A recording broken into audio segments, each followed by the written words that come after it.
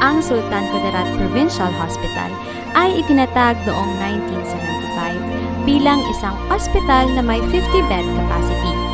Noong Enero 2022, ito ay na-upgrade bilang isang Level 2 DOH accredited hospital na may kakayahang tumanggap ng 399 na pasyente.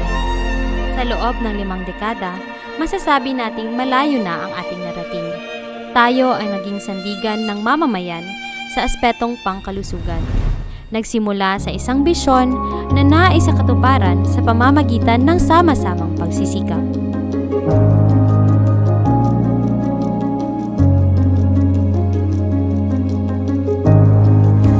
Bilang pinakamalaking provincial hospital sa Pilipinas, layunin natin ang makapagserbisyo hindi lamang sa probinsya ng Sultan Kudarat, kundi pati na rin sa mga karatig bayan at lalawigan.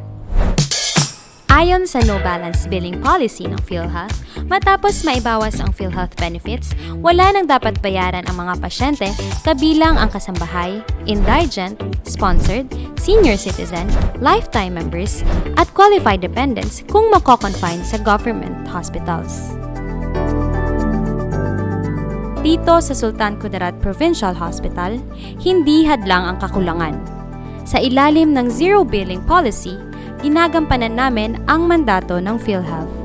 Ang Zero Billing Policy ay sumasaklaw sa lahat ng serbisyo mula emergency care, laboratory at diagnostic, operasyon, panganganak hanggang sa gamutan ng mga chronic illnesses. Kahit anong antas ng pangangailangan, siguradong libre at walang dagdag bayad. May isang probinsya sa Mindanao na libre ang pagpapagamot hindi lamang sa mga taga doon, kundi maging sa mga tagalabas ng probinsya. Nagpapatuloy ang libreng hospitalization sa isang lugar sa Sub-Saharan Mindanao. Serbisyo na hindi mo matatagpuan sa Metro Manila. Mula sa mga malulubha hanggang sa simpleng karamdaman, tinutugunan ito ng ospital. Kapalit ito ang milyon-milyong halaga ng hospital billing. Kaya malaking bagay ayon sa mga residente ng Sultan Kudarat na mula sa admission hanggang discharge ay libre ito na ipagkakaloob sa kanila. Ako po si Patricia Abdola.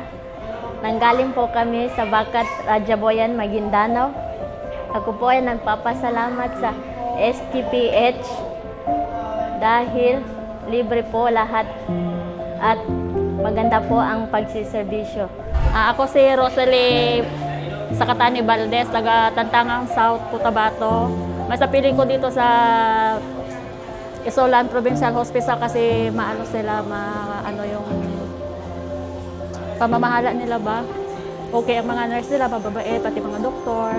Tapos napapasalamat din ako sa kay malibre yung Todo Eco sa Malasakit Center yung Todo Eco niya.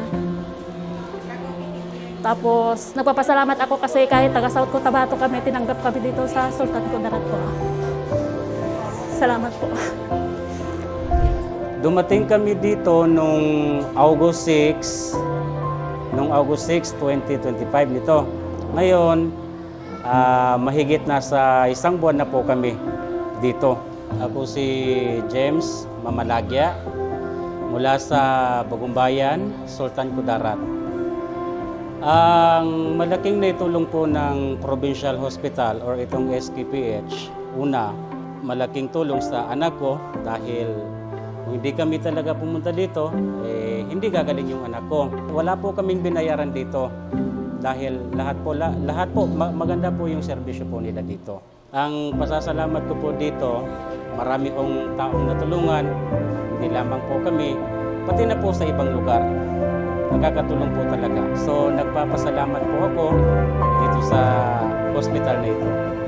Ngunit higit pa sa pagiging kanlungan ng pasyente, nagsisilbi ding training ground ang Sultan Kudarat Provincial Hospital para sa mga sumusunod na henerasyon ng mga manggagamot. Sa pakikipagtulungan ng Sultan Kudarat State University College of Medicine, nagsisilbi itong basehan ng praktikal na pag-aaral at residency training sa internal medicine, family medicine, at obstetrics and gynecology. Dahil dito, hindi lamang pasyente ang ating natutulungan, kundi pati na rin ang kinabukasan ng kalusugan sa Mindanao. The successful implementation of the Zero Billing Policy at Sultan Kudarat Provincial Hospital is a testament to our collective commitment to equitable healthcare delivery. To ensure seamless implementation, we strategically augmented our human resources, particularly in the billing and frontline service units, and upgraded essential equipment to support diagnostic laboratory and pharmacy operations. Our e-claim billing section plays a critical role in validating patient eligibility and ensuring that those who qualify under the zero billing policy receive full coverage without delay or discrepancy. Each case is carefully reviewed to uphold the integrity of the program and prevent misuse, while maintaining compassionate service for our indigent patients. This initiative, aligned with the vision of Governor Dato Pax Ali Esmango Dato, reflects our shared aspiration to make quality healthcare accessible to all Sultan Kudaratinos. We remain steadfast in refining our systems, training our staff, and enhancing our facilities to sustain this transformative policy. Simula nang ipatupad ang zero balance billing, libo-libong pasyente na ang nabigyan ng dekalidad na serbisyo. Walang iniwang gastusin, walang inaalalang utang. Sa suporta ng administrasyon at mga namumuno ng sektor ng kalusugan, mas napapaigting natin ang pundasyon ng serbisyong tugon sa nangangailangan. Lately, nakita po natin naging viral ang Sultan Kudarat Province sa iba't ibang bagay. Kasama po ang ating operation sa libreng hospital. Provincial Hospital ng Sultan Kudarat ay 100% bukas para po makatulong at makabigay ng libreng service. We wanted to establish the biggest provincial hospital na hindi lamang po siya napakalaki, yan po ay mananatiling libre para sa lahat. It is with great pride and deep commitment to equitable healthcare regarding the full implementation of the zero billing policy at Sultan Kudarat Provincial Hospital.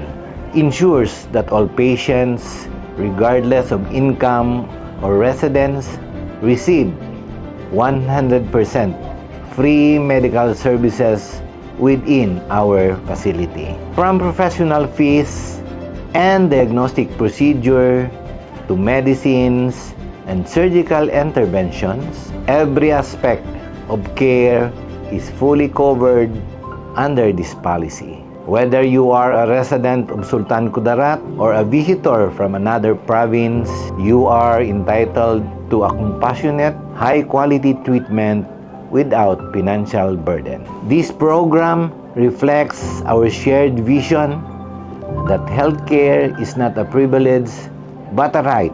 It stands as a testament to our province's commitment to universal health care and marks a bold step toward medical tourism readiness as we continue to upgrade our services and infrastructure, including the acquisition of advanced medical equipment such as MRI and PET scan. As a medical center chief, I reaffirm our hospital's unwavering dedication to excellence, transparency, and service. We remain steadfast in our mission to heal, to serve, and to uplift every life entrusted to our care. Together, let us build a healthier, more inclusive Sultan Kudarat. Dito, patuloy tayong aangat. SK, sikat ka. Sa loob ng halos 5 dekada, naging sandigan ng kalusugan ang Sultan Kudarat Provincial Hospital. At ngayon, bilang huwaran ng serbisyong walang bayad at sentro ng paghubog ng mga bagong doktor, pinapatunayan natin na ang serbisyong totoo ay para sa lahat.